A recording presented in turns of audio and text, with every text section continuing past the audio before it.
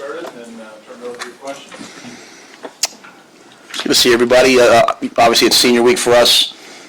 Short week. Got back late Sunday morning and had our first real practice, a true Tuesday practice today. So I thought the guys came out with great energy, optimism, and excitement about what lies ahead. The game will come quick Friday at 11, so we'll be excited to go try to play our best game. So with that, I'll see what questions you guys have. With Thanksgiving being Thursday, the game being Friday, how does the week schedule change for you? Yeah, we'll just do a normal week. We just move everything up a day. So on Thursday, Thanksgiving, that'll be like a traditional Friday for us, which is a walkthrough and meetings in the morning. We'll cut them loose for a little bit, and then bring them back to the hotel and do our normal hotel on Thursday night. You guys obviously have 30-ish new players brought in from freshmen and transfers. Do you, throughout the year or this week, do any rivalry education or anything to just make sure the new guys know the importance of it? I think a lot of that happens from peer to peer, player to player. I think they understand, just how much this game means to us. But I think more importantly than anything else, it's, to me, last year, it was a great honor to be able to send the seniors from last year out as winners, beating Wisconsin for the first time in 12 years or so. For this group, I think there's 19 seniors that we'll honor before the game. About half that class has been here the whole time. Some guys like Javen, I think this is like his third senior day or something, so they're vets at it. But I think more important than anything else is that we just, we want to show tremendous brotherhood and play really well for them. A lot of respect for the opponent. We know what it means to play them. But as much as anything else, it's us taking a step forward as a team and playing well for them. Do you think there's a sense of bad blood between the two teams based on what happened last year, the results, and what happened before the game? I don't know how they feel about us. I respect any coach that's done what they've done as long as that. I think all of us are just we're focused on us right now. And at the end of the day, it's about trying to win a game. 2 years in a row, and I've watched them kick a field goal to win it and walk off the field and watch them celebrate and tell us, hey, have a Merry Christmas, because they knew we weren't going to a bowl. So to victor belongs to spoils. I respect them. I respect the way they play. I respect their coaches. I respect Phil Parker more than probably any other coach in college football. So there's no bad blood for me, at least. Why do you respect Parker that much? Because he's done it at a high level versus everybody for that long. The rules in football are designed to let the offense score points. In college football, you can block down the field, and you can't even play man coverage anymore because you can blindside people, and you can blindside people that are playing man. You can't do any of that stuff in the NFL. And yet Phil Parker just continues to play dominant level defense. Just a lot of respect for him. How is their the Iowa offense? Is there similarities with Penn State? How do those compare? Well, they're very different. Iowa's, obviously, they're going back to coaches, time as an offensive line coach, probably the premier one of the premier outside zone teams in football over the years. They've added a quarterback run element. I think it's the quarterback. He's got like seven passing touchdowns, so that's 13 rushing touchdowns. So he's accounted for like 20 other touchdowns. He's done a very nice job. They've got 4 losses by a total of 15 points, though. I mean, they've played some elite level teams. They're a great team, and but yeah, they get to it in different ways. Coach, in the big picture sense of what this game means, can you speak on just how important it is knowing what an 84 season would feel like versus 75 is kind of, when you speak on what you want this year 3 as far as the improvements you'd like to see in the program? I'd like to win every game we play. For me, and it's why I love these seniors so much.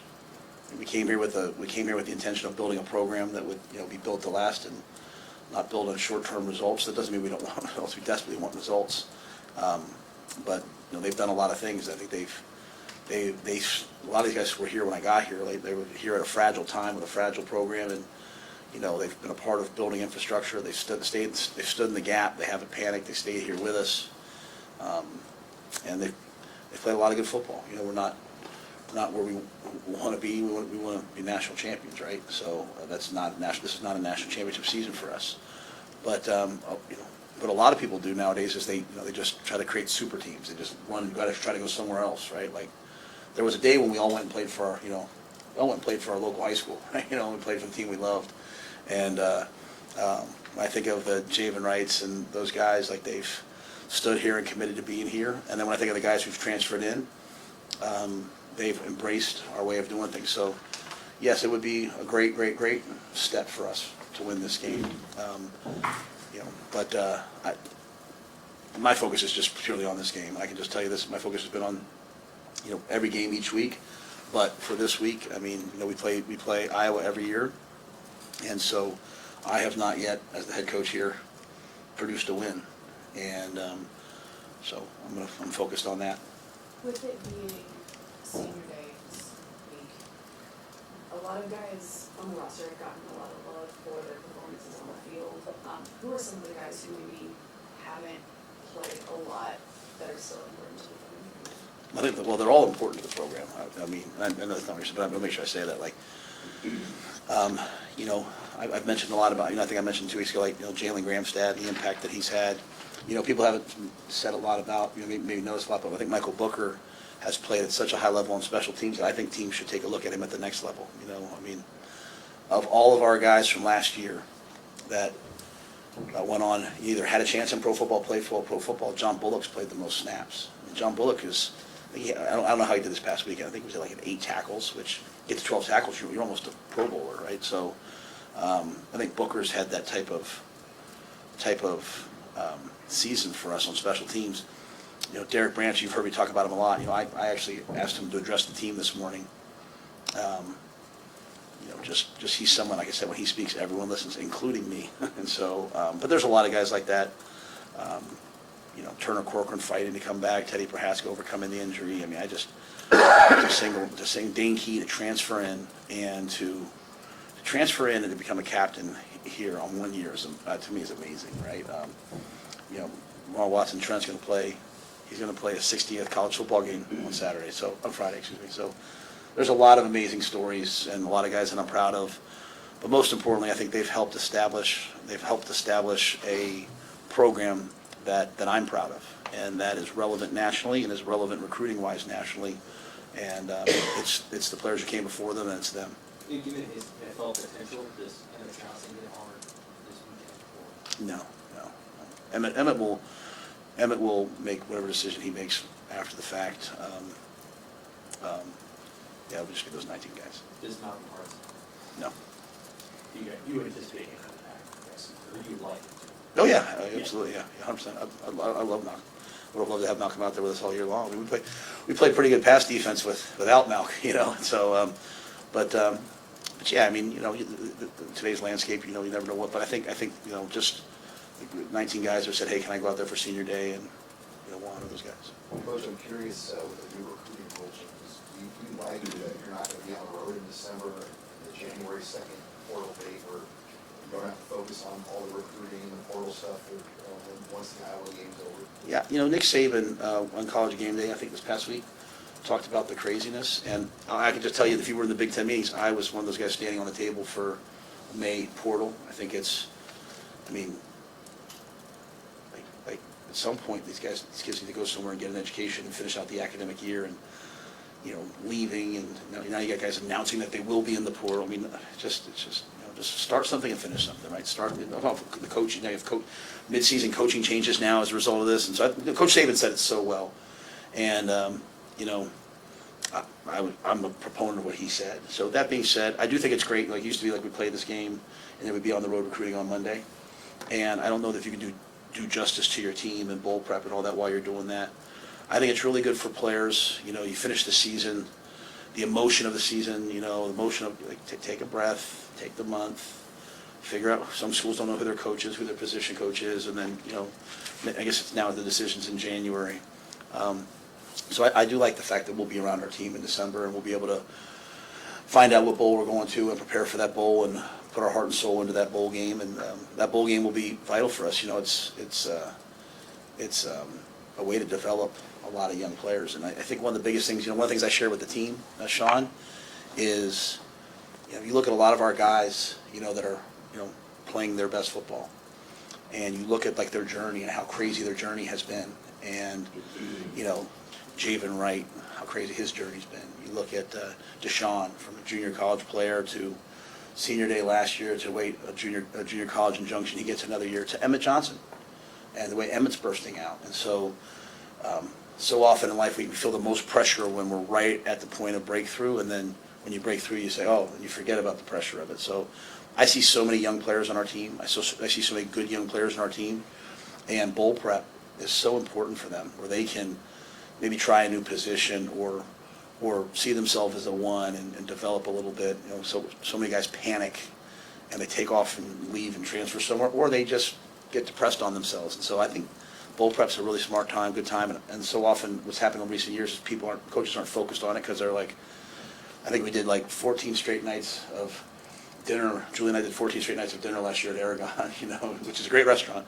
you know, and I love the people at Aragon, but it was like, you know, just 14 straight nights of just hosting different people, and even then you're not doing a great job of talking to those people, right, and getting to know them. So, you know, the signing date will come, you know, and that'll be cool, and then that allows us then in January to A, focus on the portal, and then B, go out and do some recruiting for the 27, 28 classes.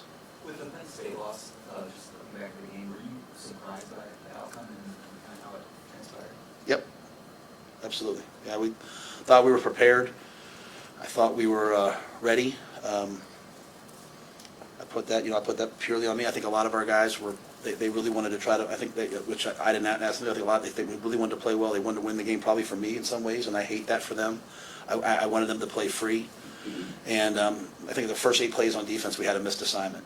And so it's not, and I only say that, you know, I'm pretty good about never throwing people under the bus. I'm not throwing them on the bus. My point to them was, you're way better than you played. And it's, you know, what feels like an avalanche sometimes, you go back and look at it, it's 10-3 with 4 minutes left. I think it's with 4 minutes left in the half. And then you just had like we typically don't have kind of those collapses, right? We had like, a little bit of a collapse, right? They go down, they score, it's a scramble, big play, they score. We have a missed assignment, they get a touchdown. I say missed assignment, missed execution, probably a better way of saying it. They kick the ball off to us, you know, we have a mishap, we have a sack. And then we have the punt return that gets returned back, then the 15-yard penalty on the punter, and they score again. So all of a sudden, you know, 10-3 becomes 23-3. So that being said, that game was over. You know, I told the guys when we get on the plane thinking about next Friday. And if you're not all in, get on bus 6 and go sit in the back of the plane. If you're all in, go back to your seat and move forward, and I'll put this L on my chest. So this game coming up this Friday means the world to us. It means the world to me. And so last week was disappointing, but it is what it is. I did have a question. Right before halftime, it looked like you guys were maybe going to set up that Hail Mary that you had against Michigan, but you go with that inside screen instead. What was the thought process behind trying that play versus the Yeah, they lined up with like all-out zero blitz, and it just didn't seem like, hey, let's get, you know, the ball's on the 45-yard line, so it's going to end up being like a 65-yard throw, and it was like, hey, you know, why get him hit here when I'm not even sure that we can get the play, you know what I mean, off. Now, he can get the ball in the end zone, don't get me wrong, but like, they were going to come after us. It was 4th down, we didn't want to punt it, you know, they've got 3 block punts, so we just said, hey, let's put the ball in Jacory's hands, you know. I remember way back when, Lou Holtz years ago threw a tunnel screen in that same situation, got a block, and the guy went down and scored. So, but we had to run a play to get the clock to go to zeros. And as you saw with that, if they were going to come try to block it, they were going to try to beat us. So, you know, they were going to come after us. So, but yeah, it was just that. What stood out about TJ and how he takes teaching moments from these games, and also the challenge specifically for a quarterback against Phil Harper? Well, I mean, this is the one defense in the Big Ten that holds everyone under their scoring average, you know, consistently. There's not a lot of relief. There's no mercy. Like, they're doubling people. They're playing 2-man. They're challenging you. They got a great defensive line. There's a lot of things there. I thought, you know, you go to Beaver Stadium, you're in silent cadence. That's hard for a quarterback. All his motion shifts. I mean, mentally, I thought he was elite. He didn't make a catastrophic mistake. You know, even on the sack at the 1-yard line, I think I said to you guys the other day, that ball doesn't hit the ground. You know, we're still able to punt it away. He moved the offense, you know. I mean, we just didn't score enough touchdowns in the red zones. And once we got behind, then you're not collecting points and kicking field goals, you're having to go for it. But I think the biggest thing was like he was trying to run guys over, and I think his teammates saw that for a young guy, and he wasn't intimidated. He wasn't 33. He's a great player for Penn State. Came off the edge, he made a miss and ran for a touchdown. So, every day that TJ gets is another day for him to grow, and I think he grew in that game. I think his teammates saw that when bad things happened, he didn't let it affect him. He just wanted to keep playing. And he wanted to play to the very end of the game. I mean, I'd say the same thing about Ja'Cory Barney. The guy had 5 catches. He had returned punts. He returned kicks. He made a tackle on the fake punt. There's a lot of guys out there, like Sierra Wright played to the end of the game. So you can't control the score. You can't control what you look like on tape. And I thought TJ did that to the best of his ability. And I'm excited for him. This will be his first start in Memorial Stadium when you think about it, And so, but yeah, it'll be a tremendous challenge. And but I just know after seeing him in last week's game, he'll be excited for it. Facing the short week, do you take anything that you learned from maybe the Minnesota week to apply to this, whether it's structurally with practice or messaging or anything like that? Yeah, we're practicing a little bit differently in that, plus it's an 11 o'clock game this week, so that's certainly different. But we just, we had to just kind of accelerate our process a little bit this week. And so we had the bye week 2 weeks ago. We spent a couple of days in Iowa as coaches to get ahead. But, I don't think we lost to Minnesota because of the schedule. And I'm the first person always be hard on myself. I just, I think I've talked a lot about, just sort of what I think we did wrong there. And also I think Minnesota's a good team. But I think for us this week, the guys, they knew they got back. That's why I was probably short with you guys in the press conference, not in a disrespectful way. Hopefully I was like, let's get on this plane and get home. We got home. Said we're going to get home at 3. We got home at 2. That's an extra hour. Go to bed. I don't know how many of our guys are in bed by 2 after a game anyway, so it was kind of a little bit better, and then they'll just have to grind through this week. And the messaging doesn't change a lot for us each week. I always encourage them to prepare at the highest level they can, get to the game and attack and play as a team. And even in the midst of a bad loss like last week, I thought they certainly played as a team. Like I think I said after the game, no one was throwing helmets, pointing fingers, any of that stuff. And so that allows us this week to enter there and go out there and try to celebrate each other. How do you approach special teams preparations this week when they have such a dangerous return? Yeah, that's why we hired. This is why we hired Eck.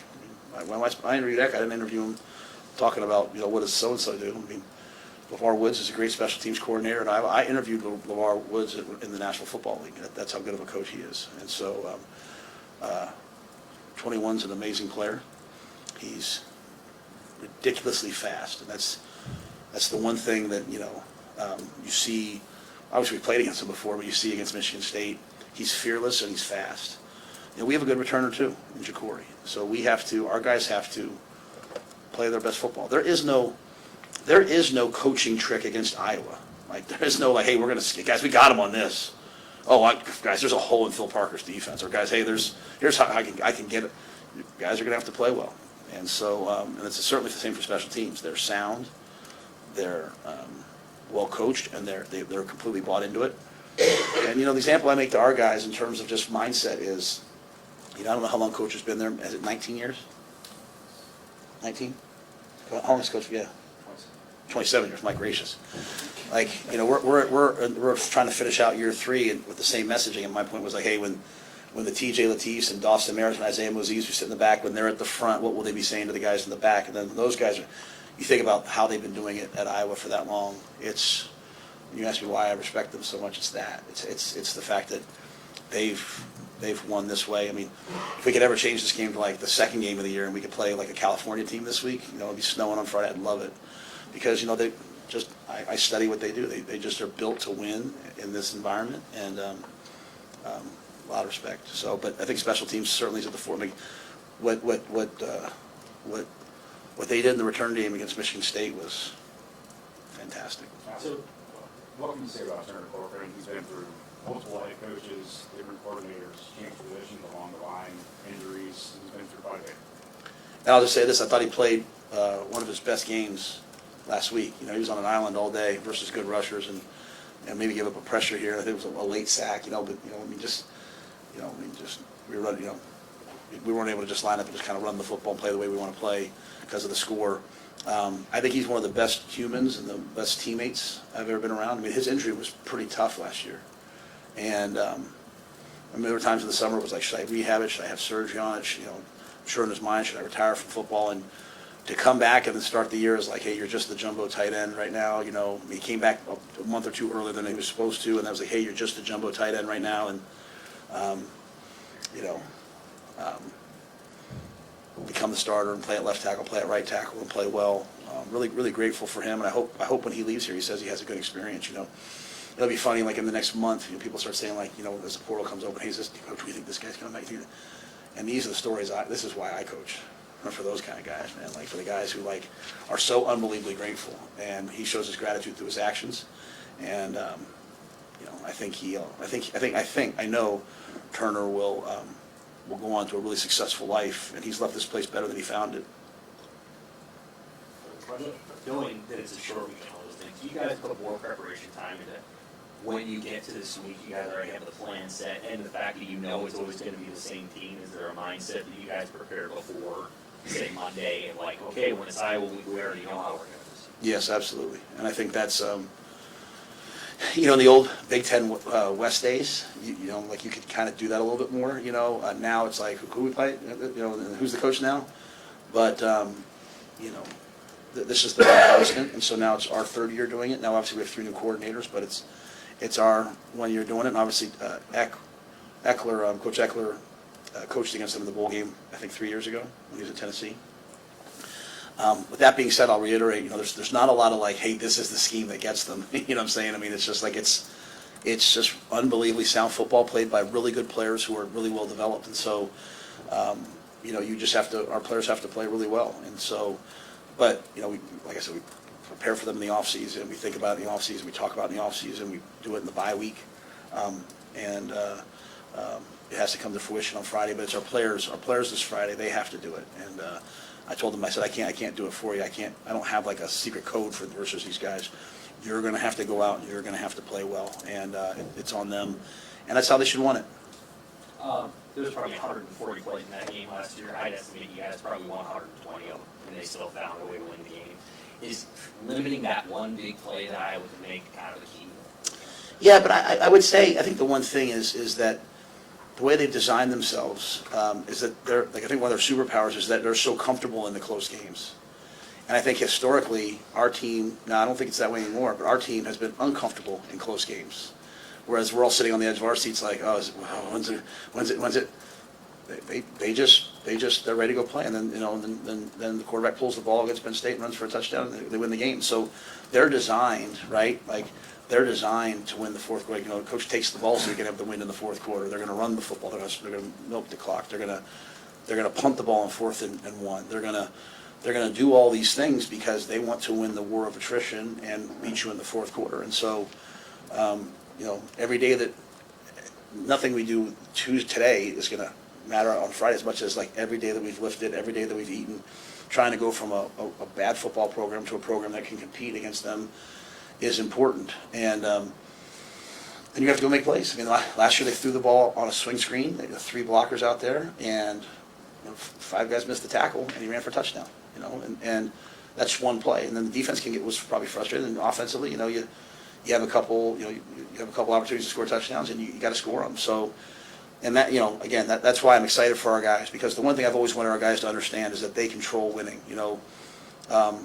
like even my point this week, like, you know, all the questions I get asked are like, you know, are we playing too much 3 down or 4 down or 5 down? My point is like, to our guys, it's like, look at the tape, guys. What does it say? It says, well, did you do what you're supposed to? No, you didn't do it. I need 11 guys to do their job, get off blocks and make tackles. I don't care what the defense is. You know, we're top 25 in defense at Temple in a 4 down. We were top 25 in Baylor playing 3 down. We were top 5 in the NFL playing 5 down. Like, it doesn't matter. Good players get up, make plays, and so I want our guys to feel, and that's not like it's on you in a bad way. I want them to feel like, hey, it's on me, and I'm going to go make the plays. And so I thought we were a little tight last week, as I said, and we were probably tight the first 2 years, at least like 2 years ago, and I want us to go play free. And I have the utmost respect for them, but they will be free because this is how they play, and it's what we've been trying to build to, and so we'll see where we're at. To Sean's point, if we were to win the football game on Friday, it'd be a heck of a step for us, but no matter what, we know where we're headed and what direction we're going, and it's time for us to go out and make the plays to win this game versus Iowa. I'd like to say one more thing if I could. I just want to make sure, whether it's Nick Maestas at Muchachos, what he's doing, or anybody else in the community, just really grateful for the amount of people doing things to help people that don't have food and food insecurity and all that stuff. And so, I know our team is doing some things. Julie and I are doing some things, and we're not going to make it real public because it's like what it's me, but I just think there's some really cool people in the Lincoln and Omaha communities and in small towns that are helping other people. And so, I went over and filmed something with Nick the other day for the podcast. I don't follow the podcast too much because I'm busy. But I don't know if it's been released or not. But like literally, he's feeding people, and as we're filming on a closed day, there's people with like kids coming up and it's closed trying to get something to eat. And so, I've encouraged our team. Like I said, it doesn't have to be something big, but just go feed one person. I think that's way bigger than football. So. Congratulations to the state championship teams that are out here tonight. And my hometown of Waverly's in it tonight. Though I'm not rooting for them because I don't root against anybody, but Waverly's in it. We know that.